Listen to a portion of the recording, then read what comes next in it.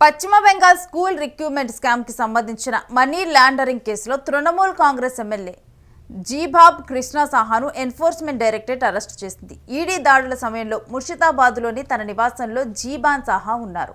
ED ప్రశ్నిస్తుండగా ఆయన గోడ దూకి పారిపోయేందుకు ప్రయత్నించారు.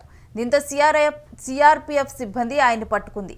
5గురు ఈడీ అధికారులు ఆయనపై వరుసగా ప్రశ్నలు గుప్పించారు. ఒకదానికొకటి పొంతనలేని సమాధానాలు ఇవ్వడంతో పోలీసులు ఆయన్ని అరెస్టు చేశారు.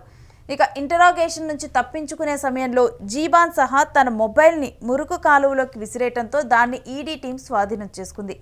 ఎస్ఎస్సి రిక్రూట్మెంట్ స్కామ్కి సంబంధించి తాజాగా ఈడీ రాష్ట్ర వ్యాప్తంగా గాలింపు చర్యలు చేపట్టింది. కోల్కతా సహా పలు జిల్లాల్లో ఉదయం నుంచి గాలింపు చర్యలు కొనసాగిస్తుంది. ముర్షిదాబాద్, బీర్భూమ్ జిల్లాలో టీంలకు పంపింది. జీబాన్ సన్నిహితుల ఇళ్లపై కూడా దాడులు జరిపింది. సాహా, ఆయన సన్నిహితుల వద్ద కీలకమైన సాక్ష్యాలు, లావాదేవీలకు సంబంధించిన డాక్యుమెంట్లు ఉండవచ్చని ఈడీ అనుమానిస్తోంది.